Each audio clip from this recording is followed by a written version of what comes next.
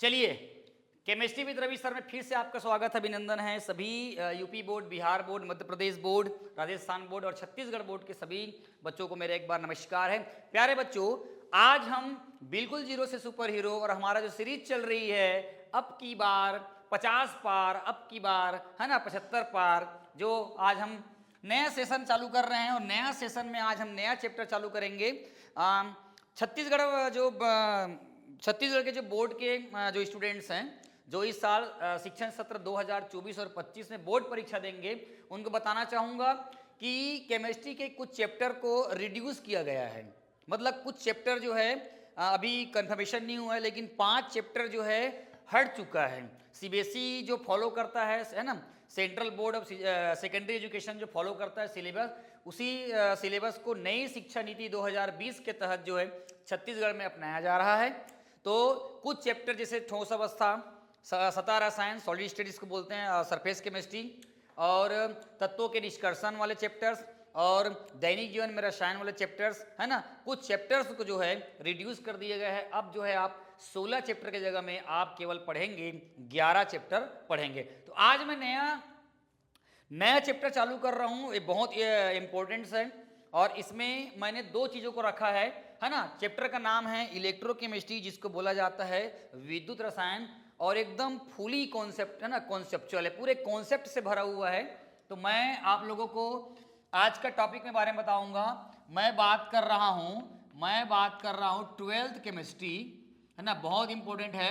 12th chemistry के बारे में बात कर रहा हूँ है ना, आप देख सकते हैं है ना।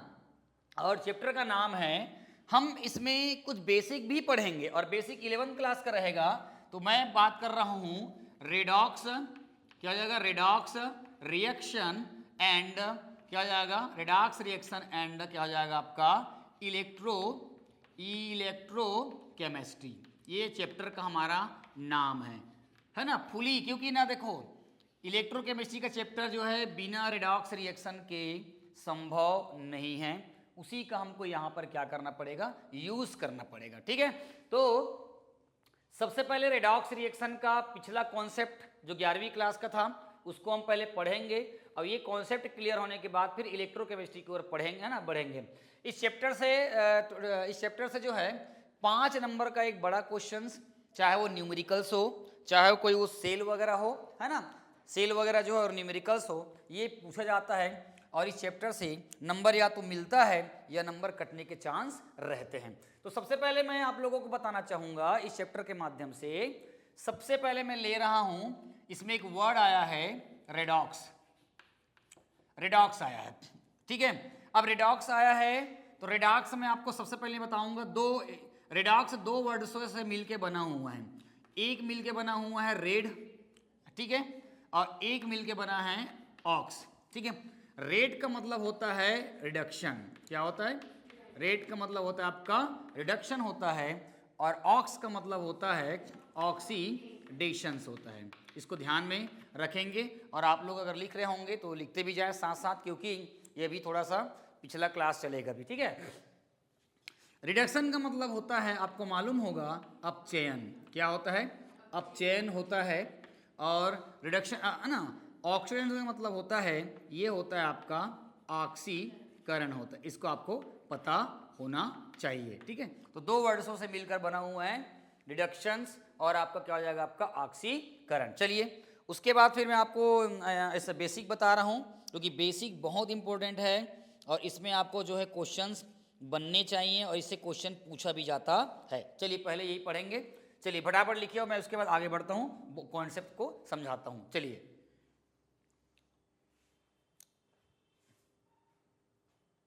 बहुत इंपॉर्टेंट चैप्टर है ये एग्जाम के दृष्टिकोण से, इसको ध्यान रखिएगा। ठीक है, इससे क्वेश्चंस आते ही हैं। तो 11वीं में भी कटा होगा फिर सिलेबस, पता है, बताना।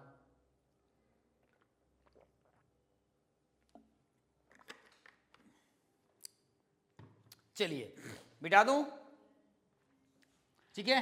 हाँ, अब ध्यान से देखना मैं, क्योंकि रिडॉक्स रिएक्शन को मैं आप यहां पे बता रहा हूं, एक्सप्लेन कर रहा हूं। चलिए देखिए और लिखते भी जाइए, समझते भी जाइए। देखिए, सबसे पहले मैं लिख रहा हूं यहां पे SN प्लस FE, ठीक है, Fe3+ after reaction SN4+ flow है ना Fe2+, ठीक है, ये आपका 4+ है, ठीक है, 2+। अब ध्यान समझना, हमारे पास एक रिडॉक्स रिएक्शन के को बताने के लिए कुछ हमने स्पीसीज लिया है। अब इसमें यहाँ पर देखिए, आप यहाँ पर का यहाँ पर देखिए, और इधर वाले को आप इधर देखिए, आपको देख रहे होंगे, ठीक है। यहाँ पर इसकी जो वैलेंसी थी वो +2 था, संयोजकता, इसकी वैलेंसी कितना हो गया है, +4 हो गया है, तो +2 से क्या हो रहा है, प्लस हो रहा है। तो इसको हम लोग क्या लिखेंगे कि यहाँ पर हम लिखेंगे धनात्मक, है ना, धनात्मक संयोजकता में वृद्धि, क्या लिखेंगे, वृद्धि, या कि लिखेंगे इलेक्ट्रॉनों में कमी का होना, क्या लिखा जाएगा, कमी का होना, ये कहलाता है आपका ऑक्सीडेशन कहलाता है। समझ में आ गया क्या लिखा है, धनात्मक संयोजकता में वृद्धि या इलेक्ट्रॉनों में कमी का होना क्या कहलाता है, आपका ऑक्सीडेशन कहलाता है। कैसे हो रहा है देखो, तो धनात्मक संयोजकता में वृद्धि 2 से 4 हो गया, लेकिन यहाँ एक वर्ड आया इलेक्ट्रॉनों में कमी। कैसे देखो, ये टीन है, टीन का परमाणु क्रमांक होता है कितना मालूम, 50, 50 में 2 गया कितना आएगा, 48 होगा, और इधर 50 में 4 गया कितना हो जाएगा, 46। आप देख सकते हो 48 सा कितना हो गया, 46, तो क्या हो गया, इलेक्ट्रॉनों में कमी का होना क्या कहलाएगा, आपका ऑक्सीकरण, ठीक है। चलिए, उसी प्रकार +3 था और ये 2 हो गया, तो इसको हम लोग क्या लिखेंगे, इसको हम लोग लिखेंगे धनात्मक, क्या लिखेंगे, धनात्मक संयोजकता में क्या कमी, देखो कमी हो रहा है, कमी 3 के जगह में क्या हो गया है, 2 मूल 2, देखो आगे देखो, धनात्मक संयोजकता में क्या लिखा हुआ है, कमी, या क्या हो जाएगा, इलेक्ट्रॉनों में क्या हो जाएगा, वृद्धि हो जाएगा। क्यों वृद्धि होगा, क्योंकि आयरन का कितना होता है, 26 में 3 गया कितना आ जाएगा, आपको जाएगा 30, और इधर 26 में 2 गया क्या आ जाएगा आपका, ये हो जाएगा आपका 24, तो 23 से क्या हो गया, 24 हो गया। ज़्यादा समझ में आया क्या, आ गया, लिखना होगा फटाफट लिखते जाइए भाई, बात नहीं करेंगे कोई। चलिए अगला, अब ध्यान समझना, SN2+ SN4+ में बदल रहा है, ये बदलने की क्रिया को हम लोग क्या बोलते हैं पता है, बदलने की क्रिया को हम लोग बोलते हैं ऑक्सीकृत बोलते हैं। क्या बोलेंगे, ऑक्सीकृत, बदलने की क्रिया को हम लोग बोलते हैं ऑक्सीकृत, ठीक है। अब ये यहां से यहां बदल रहा है, चूंकि है ना, चूंकि ये क्या हो रहा है, चूंकि ये अपचयन है, क्या है, अपचयन है, और अपचयन को मैंने क्या बोला है, रिडक्शन कहा है, क्या कहा है, रिडक्शन का है ना भाई। तो ये इसमें बदल रहा है, उसको हम लोग क्या बोलेंगे मालूम है, हम लोग इसको बोलेंगे अपचयित। क्या बोलेंगे, अपचयित बोलेंगे। क्लियर हो गया। अब देखो, जिसका ऑक्सीकरण होता है उसको बोला जाता है, जिसका ऑक्सीकरण होता है उसको बोला जाता है, क्या बोला जाता है मालूम है, अपचायक बोलते हैं। क्या बोलेंगे, अपचायक पदार्थ कहते हैं, इसको याद रखना, ठीक है, उल्टा। और जिसका अपचयन होता है वो कहलाता है आपका क्या, ऑक्सीकारक। क्या कहलाएगा, ऑक्सीकारक क्या कहलाएगा, पदार्थ कहलाएगा। क्या कहलाएगा, ऑक्सीकारक पदार्थ कहलाएगा, ठीक है। अब इसमें देखो, यहाँ इलेक्ट्रॉनों की कमी हो रही है, तो इलेक्ट्रॉनों की कमी हो रहा है तो जनरली ये क्या होगा मालूम है, हम लोग इसको बोलेंगे लुईस एसिड के रूप में इसको जानेंगे। लुईस एसिड का मतलब होता है, देख सकते हो आप लोग, लुईस एसिड, लुईस अम्ल बोलते हैं नहीं। और ये वाला जो बंदा रहेगा, ये जो बंदा रहेगा वो क्या कहलाएगा मालूम है, ये कहलाएगा लुईस, क्या कहलाएगा, बेस कहलाएगा। क्या कहलाएगा, बेस कहलाएगा। यहाँ तक समझ में आया क्या, बहुत इंपॉर्टेंट है, इसको जानना बहुत जरूरी है, बता देता हूँ मैं। चलिए, अब मैं नीचे में इसी को सार के रूप में लिख देता हूँ। चलिए देखिए, बताना दिखेगा तो दिखेगा ना। चल देखो, ये है आपका ऑक्सीडेशन, याद रखना, ये है आपका ऑक्सीडेशन, और ऑक्सीडेशन को मैंने क्या बताया है, ऑक्सीकरण। अब ऑक्सीकरण जब होगा तो आपने बोला है ऑक्सीकरण हुआ है, उसी को हम लोग क्या बोलते हैं, ऑक्सीकृत, या उसी को हम लोग बोलते हैं है ना, डाइज क्या बोलेंगे, ऑक्सीकृत, ऑक्सीडाइज बोलते हैं उसको। अब ऑक्सीकृत के बाद उस पदार्थ को क्या बोला है मैंने, अपचायक पदार्थ बोला है, रिड्यूस सब्सटेंट। ये क्या हो जाएगा आपका अपचायक, क्या हो जाएगा आपका, ये हो जाएगा अपचायक, क्या हो जाएगा पदार्थ, ठीक है। अपचायक पदार्थ को मैंने कहा है, क्या कहा है, लुईस एसिड, लुईस अम्ल कहा है, ये हो जाएगा लुईस, क्या हो जाएगा आपका एसिड। और एक बात हमेशा याद रखना, जो भी लुईस एसिड रहता है वो हमेशा क्या होता है, इलेक्ट्रोफाइल होता है। क्या होता है, इलेक्ट्रोफाइल, ELECTROPHI और आपका LE क्या होता है, इलेक्ट्रोफाइल होता है, जिसको हम लोग क्या बोलते हैं, इलेक्ट्रॉन स्नेही, ठीक है। चलिए अब दूसरा को भी वैसे लिख देते हैं, है ना। चलिए अगला क्या होगा, रिडक्शन, क्या होगा, रिडक्शन, क्या होगा, रिडक्शन, रिडक्शन दिख रहा है। अब रिडक्शन में ये अपचयन था, तो उसको हम लोग क्या बोला था, अपचयित बोला था, तो यहाँ पर क्या लिखेंगे, ये हो जाएगा अपचयित पदार्थ, रिड्यूस सब्सटेंट बोलते हैं। उसके बाद वो क्या कहलाया था, है ना, क्या कहलाया था, ये क्या कहलाया था रे, ये लिखे थे ना, ये कहलाएगा आपका ऑक्सीकारक, क्या कहलाएगा, ऑक्सीकारक क्या कहलाएगा, पदार्थ कहलाएगा। और ऑक्सीकारक पदार्थ हमेशा क्या होता है, ये होता है क्या, लुईस क्या होता है, बेस, क्या होता है, लुईस बेस होता है, और उसके पास इलेक्ट्रॉन की अधिकता होती है, और उसी को बोला जाता है न्यूक्लियोफाइल, क्या बोलेंगे, NuCleo फाइल, क्या हो जाएगा, न्यूक्लियोफाइल कहा जाता है। इतने को पहले आपको फर्स्ट ऑफ ऑल में याद करना है, लिख लियो कॉपी में, फटाफट नोट करो जल्दी, ये जानना है, बहुत जरूरी है, इसके बिना आपको मतलब काम नहीं होगा। लिखियो नहीं रे, धनात्मक संयोजकता में वृद्धि या इलेक्ट्रॉनों में कमी का होना क्या कहलाता है ना, ऑक्सीडेशन कहलाता है। और धनात्मक संयोजकता में कमी या इलेक्ट्रॉनों में वृद्धि का होना क्या कहलाता है, आपका अपचयन कहलाता है। कर लोगे यहां तक, हो जाएगा।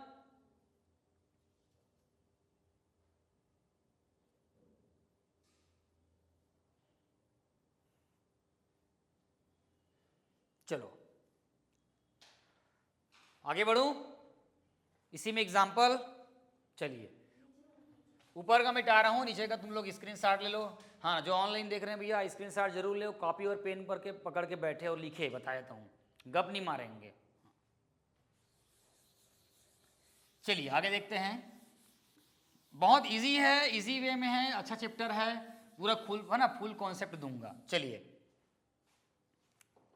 उसके बाद देखिए, आपको बता रहा हूं, उसके बाद ऑक्सीकरण का मैं और थोड़ा सा परिभाषा लिख देता हूं यहाँ पर मैं कर रहा हूं ऑक्सीडेशन, मतलब होता है ऑक्सीकरण, एकदम इजी वे में लिख देता हूं, बहुत इजी वे में, एक एग्जाम्पल के साथ लिख देता हूं, ठीक है। चलिए क्या बताया हूं मैं इसमें भी आप लोगों को बताया हूं, धनात्मक संयोजकता में वृद्धि या इलेक्ट्रॉनों में कमी होना क्या कहलाएगा, ऑक्सीकरण कहलाएगा। जैसे फॉर एग्जाम्पल में Na है 0, आफ्टर रिएक्शन अगर सोडियम अगर इलेक्ट्रॉन को त्याग कर क्या बनाता है, धन आयन बनाता है, सोडियम इलेक्ट्रॉन को त्याग करके धन आयन बनाता है, तो 0 से क्या हो गया, +1 हो गया, तो +1 हो गया मतलब ये क्या हो रहा है, आपका ऑक्सीडेशन हो रहा है। और सोडियम का 11 होता है, अब वो कितना हो गया है, 10 हो गया। समझ में आया क्या, ऑक्सीडेशन समझ में आ गया नहीं क्या, धनात्मक संयोजकता में वृद्धि होना या इलेक्ट्रॉनों का कमी होना क्या कहलाता है, आपका ऑक्सीकरण कहलाता है। क्लियर है, कर लोगे, हो जाएगा। चलिए एक आध एग्जांपल बता दूं इसी में, जैसे जिंक था, जिंक से क्या हो जाएगा, Zn2+ हो जाएगा, और 2 इलेक्ट्रॉन त्याग देगा, है ना, 2 इलेक्ट्रॉन त्याग देगा, तो क्या हो जाएगा, 0 से बढ़ रही है 2, ये भी बन जाएगा आपका क्या, ऑक्सीडेशन कहलाएगा। चलो क्लियर हो गया।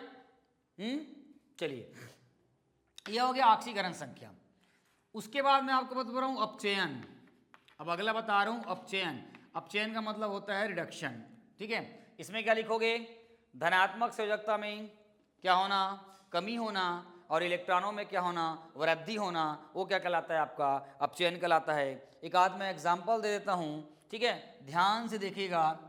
Cl है, Cl मान लो 0 मान लिया जाए, इसमें नहीं है तो प्लस, इसने एक इलेक्ट्रॉन को ग्रहण किया और ये बन गया Cl- बन गया, देखो बन गया माइनस, 0 से क्या हो गया, -1 हो गया, तो इसी को हम लोग क्या बोलेंगे, इसको हम लोग बोलेंगे क्या, रिडक्शन कहेंगे। क्या बोलेंगे हम लोग, रिडक्शन कहेंगे। चलिए उसी को अलग तरीके से सॉल्व लिख दूं मैं। चलिए आगे देखते हैं।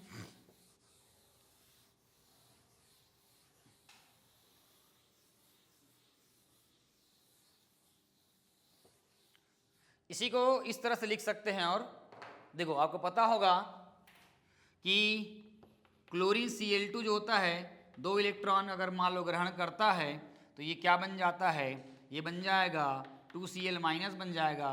ठीक है, क्या बन जाएगा, 2Cl-। और देखो ये 0 था, ये 0 से क्या हो गया, -1 हो गया। और यहाँ पर क्या हो रहा है आपका, एक प्रकार से देखा जाए तो क्या हो रहा है आपका, रिडक्शन हो रहा है। क्या हो रहा है, रिडक्शन हो रहा है। क्लियर है। तो ये ऑक्सीकरण और है ना रिडक्शन का कॉन्सेप्ट जब तक क्लियर नहीं होगा आपको बना पाना बहुत दिक्कत हो जाएगा। ठीक है,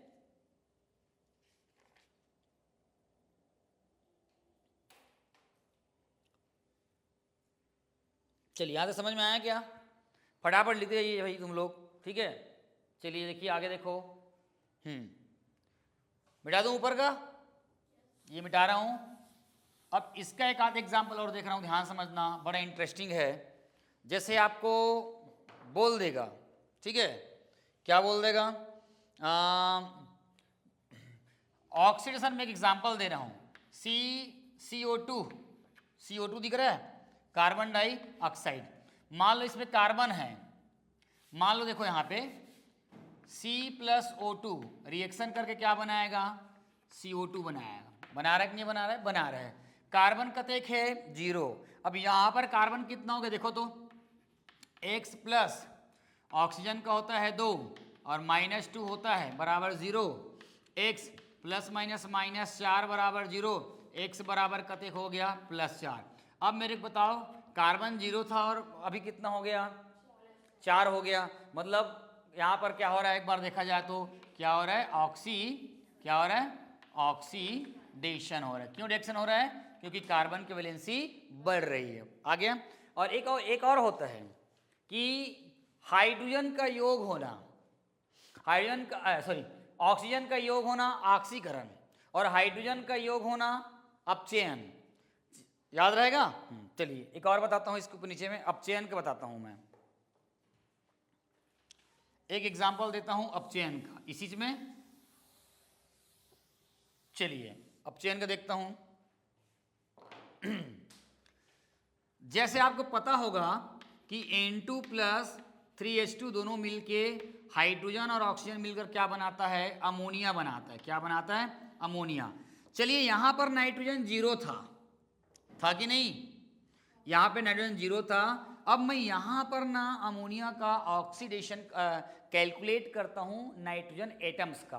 तो कैसे हो जाएगा, ध्यान समझना, इसका निकालना है तो जाएगा X प्लस हाइड्रोजन कितना दिया है यहाँ पर 3, और मैं यहाँ पर ना अधातु के साथ जुड़ा है हाइड्रोजन, तो इसको मैं +1 मान लूँ, बराबर क्या हो जाएगा 0।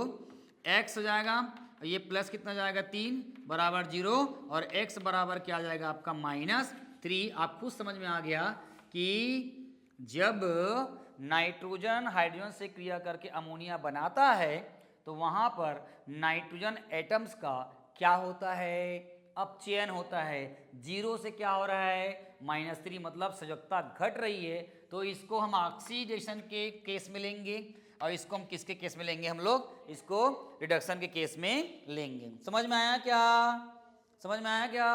बहुत ही सिंपल और प्यारा सा क्वेश्चन है, आप धड़ाधड़ लिखते जाओ, आपका कॉन्सेप्ट और एकदम क्लियर होगा, ऐसा मैं मानता हूं। चलिए ऑक्सीकरण और अपचयन के दूसरे वीडियो में हम लोग फिर से एक बार लेते हैं अच्छा सा। तक लिए बने रहिए, ठीक है, अगली वीडियो में इंतजार करें। Thank you.